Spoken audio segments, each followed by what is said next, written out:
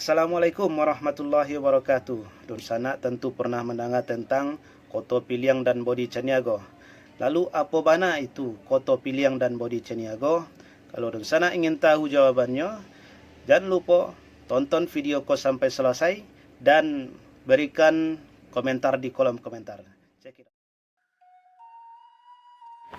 Oke, don sana ternyata yang dimukasui dengan Koto Piliang dan Bodi Caniago adalah merupakan sistem pemerintahan yang dianut oleh Nagari Minangkabau atau sering disebut dengan Lareh Koto Piliang dan Lareh Bodi Caniago.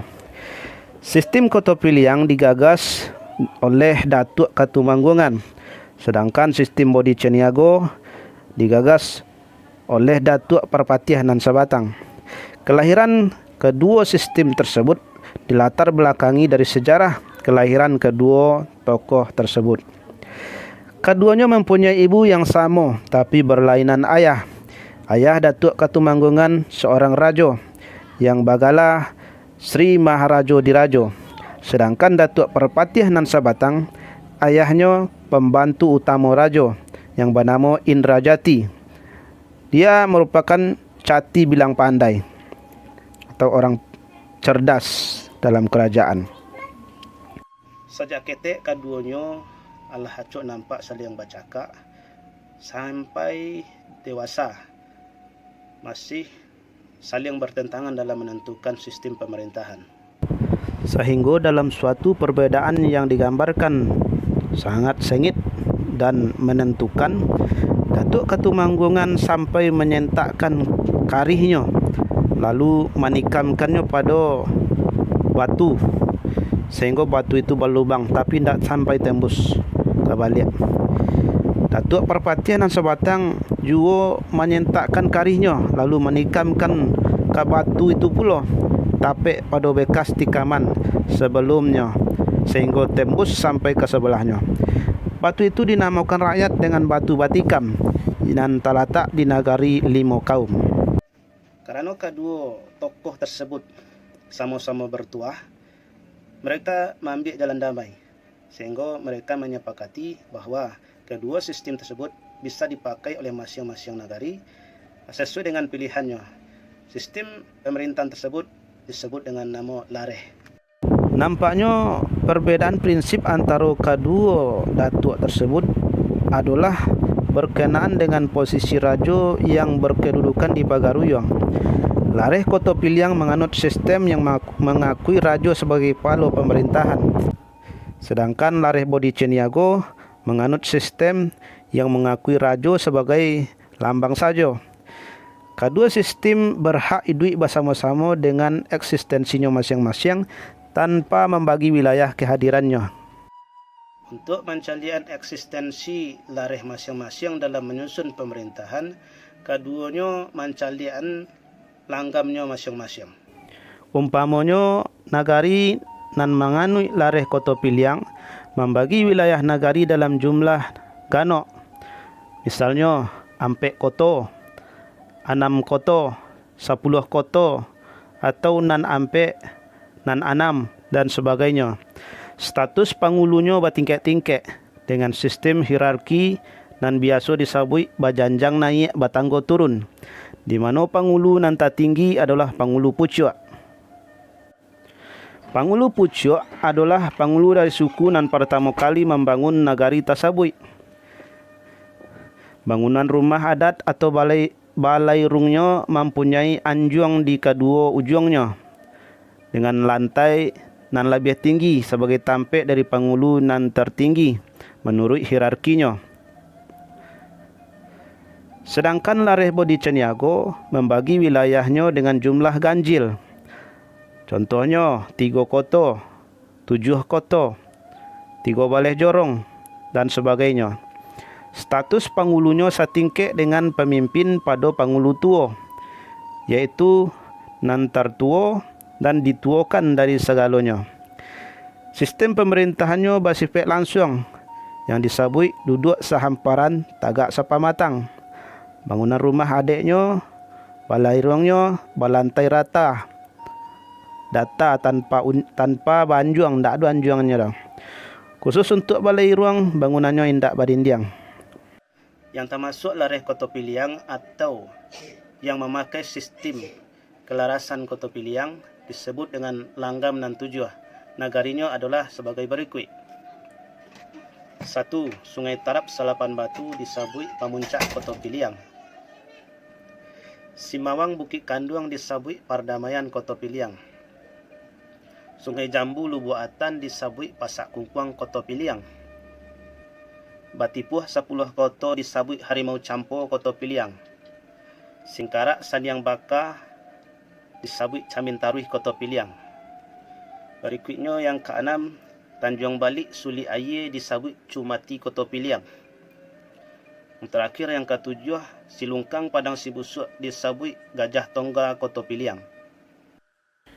Di samping langgam nan tujuh, nagari-nagari lainnya yang termasuk lareh Kota Piliang adalah Pagaruyung, Saruaso, Atar, Padang Gantiang, Taluk Tigo Jangko, Pangian, Buo, Bukit Kanduang, Batua, Talang Tangah, Gurun, Ampalu, Guguak, Padang Laweh, Kota Hilalang, Sumaniak, Sungai Patai, Minangkabau, Simpurui, Sijange. Pusat pemerintahan lareh Kota Piliang di Bungo Satangkai, Sungai Tarap. Dengan demikian, pusat pemerintahan Allah indak di Pariangan, Padang Panjang lain. Kemudian daerah nan termasuk lareh Bodi Caniago di Sabui dalam Tambo, lareh nan nampe Lubuk nan tigo. Manonyo lareh nan nampe? 1. Tanjung Alam, 2. Tanjung Sungayang, 3. Tanjung Barula, ampe Tanjung Bingkuang, 5 Kaum, 2 Balai Koto. Mananya Lubuk nan tigo? Lubuk Sikarah di Solok, Lubuk Simawang di Talawi, Lubuk Sipunai di Tanjung Ampalu. Di samping Lubuk nan tigo dan Tanjung nan tigo, nan termasuk lareh Bodi Caniago juga adalah 5 kaum, 7 koto dan 9 anak kotonyo. Daerah nan termasuk 7 koto adalah Tabek, Sawah Tangah, Labuah, Parambahan, Sumpanjang, Cubada, Rambatan, Padang Magek, Ngungun, Panti, Pabalutan, Sawah Jawa. 9 anak koto terdiri dari Tabek Boto, Salaganda, Baringin, Koto Baranjak, Lantai Batu, Bukit Gombak, Sungai Ameh, Ambacang Bariri, Rajodani. Pusat pemerintahan di Dusun Tuo 5 Kaum. Suatu peninggalan dari lareh Bodi Caniago katanya masih ada sampai kini adalah sebuah balairung di nagari Tabek. Di balairung adekku lah nenek mama Bodi Caniago memusyawarah katanya pada masa dahulu. Meskipun Allah dibagi di setiap nagari itu, namun selalu ada salo menyalo orang yang dua kelarasan itu. Tetapi yang paling banyak adalah kelarasan Kota Piliang. Perbedaan jumlah pengikut ikolah mengakibatkan terjadinya perselisihan antara Datuk Katumanggungan jo Datuk Perapatian dan Sabatang. Perselisihan kedua orang gadang ko tidak dapat didamaikan oleh isi alam Minangkabau karena keduanya sama-sama kareh. Sehingga terjadilah perang dan kemudian dimenangkan oleh lareh Kota Piliang karena jumlahnya lebih banyak daripada lareh Bodi Caniago. Pada masa itu berdirilah Pusako Parang. Siapa nan kalah harus mengisi panampun abu. Bila indak ada nan manang atau seri, mereka hanya akan berjabat tangan. Dengan kalahnya lareh Bodi Caniago, sehingga ia mengisi panampun abu kepada lareh Kota Piliang. Dibayar jo 6 ekor kuda oleh datuk dari 5 kaum 2 balai kota dan 3 ekor kuda putih dari datuk nagari nan 3, iaitu datuk nagari Tanjung Sungayang dan datuk dari Tanjung Gadang. Kemudian 8 ekor kuda itu dibawa ke Lapan Batua di nagari Sungai Tarap. Nagari Pariangan Padang Panjang indak termasuk ke dalam nagari nan dibagi menjadi kedua lareh tersebut. Kerana nagari Pariangan Padang Panjang merupakan nagari paling tua di Minangkabau. Sehingga masyarakat di sinan mempunyai suatu kelarasan yang diagih nama oleh nenek yang baduo, iaitu lareh nan panjang. Nagari nan termasuk ke dalam lareh nan panjang adalah sahiliran batang bengkawas sampai ke guguk Sikaladi Hilia. Taruh ke bukit Tambasi Batu Pangmudia. Orang tua-tua menyebut lareh nan panjang dengan sebutan pisang sikalek-kalek hutan, pisang tambatu nan bagata. Koto piliang inyo bukan, bodi caniago inyo antah. Setelah Datuk Ketumanggungan memenangkan parang tersebut, beliau mengganti nama Nagari Limo Kaum Dua Balai Koto menjadi Nagari Gajah Gadang Patah Gadiangnya, dan Nagari Tanjung Sungayang menjadi Nagari Tanjung Sungayang nan Batujuah. Nagari tempat beliau menetap diagih nama Sungai Tarap Darussalam. Pemberian nama-nama baru itu tentu sungguh menyakiti hati Datuk Parwatih nan sebatang. Baik itulah nan dicaritakan oleh orang tua-tua. Batu indaknya wallahualam. Permufakatan antara Datuk Ketumanggungan dan Datuk Parpatian nan sebatang dan Datuk Sri Maharaja nan Banego-nego tentang menetapkan hukum serta cupak gantang yang akan dipakai dalam luhak nan 3, lareh nan 2 adalah sebagai berikut. Cupak nan dipakai gantang nan dipicahan kepada setiap luhak di dalam lareh nan 2 adalah cupak nan 2 baleh taye isinya dan gantang nan kurang 25 taye ganok isinya. Sarato ameh nan 6 baleh ameh barek timbangannya, nan saameh ampek kupang, sakupang 6 kundi merah, hitam bagian tampuknya. Satali 3 uang, nan sauang 1 kundi, nan sateang setengah kundi. Itulah nan dipalui kata mu pakai niniak nombor 3 tadi. Meskipun alah ada kesepakatan, namun selalu saja ada perbezaan pendapat antara ketiga niniak tersebut. Misalnya menurut pendapat Datuk Ketumanggungan, setiap orang nan menjadi terpidana atau orang masuk penjara wajib bersumpah baginya. Namun oleh Datuk Parpatian nan sebatang, sumpah itu tidaklah perlu kerana segalanya itu adalah anak cucu kita jua. Datuk Sri Maharaja nan Banego-nego, perbedaan itu tidak satu pun yang disetujuinya, sehingga pada waktu itu tidak tercapai kesepakatan. Karena tidak tercapai kesepakatan pada waktu itu, dengan takdir Allah, kalualah saiku ulah gadang dari lawik. Ulah itu menangkok salah satu anak Datuk Ketumanggungan dan dibawanya ke Bani Kayu Jati. Sehingga hebohlah orang pada masa itu. Nenek nan batigo kehilangan akal kerana anak Allah dipagui ulah. Bertanya Datuk Ketumanggungan kepada nenek nombor 2, apa akal kita untuk mengambil anak tu? Sehingga berkatalah Datuk Parpatian nan sebatang, habis budi ambo dek mencari anak kita tu. Seandainya ulah dibunuh, tentu mati jualah anak kita tu.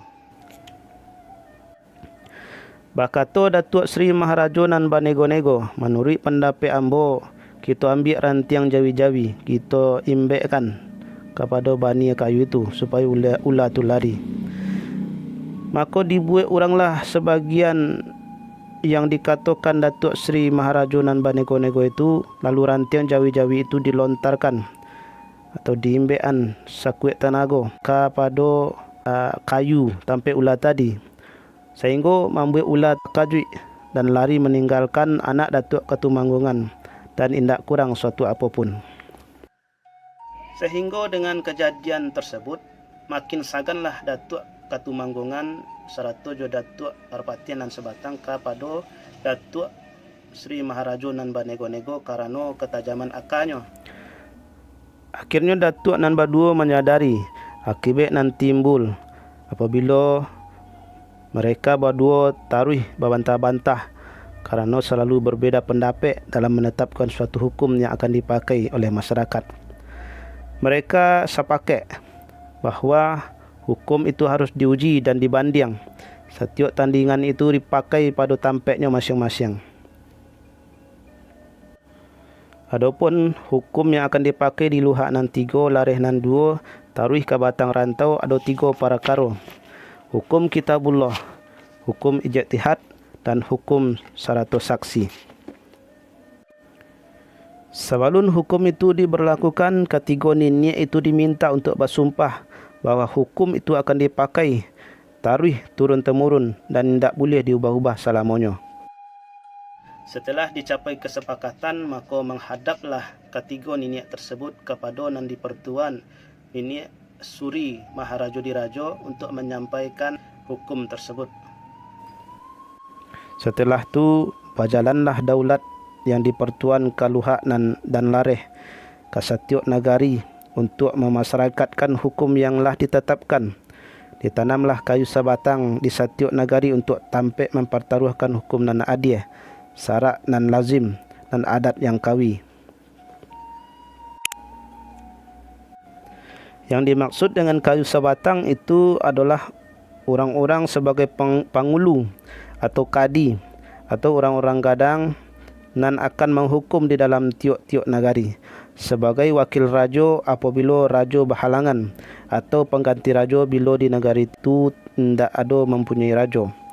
Okey, itulah tadi dari sana cerita dari Tambo tentang lareh Kota Piliang dan Bodi Caniago. Untuk patuh atau indaknya atau tak kurang kadi tukuk senti yang kadi bilai, silakan berikan di kolom komentar. Terima kasih. Assalamualaikum warahmatullahi wabarakatuh.